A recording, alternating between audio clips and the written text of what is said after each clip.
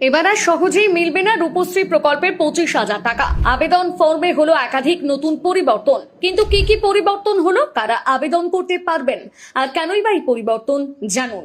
2018 সালের 1 এপ্রিল চালু হয়েছিল রূপশ্রী প্রকল্প।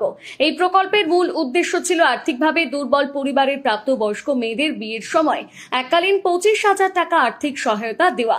তবে এই সুবিধা শুধুমাত্র প্রথম বিয়ের ক্ষেত্রে প্রযোজ্য এবং আবেদনকারীর বয়স ও অন্যান্য শর্ত সরকার নির্ধারিত নিয়ম অনুযায়ী হতে হবে।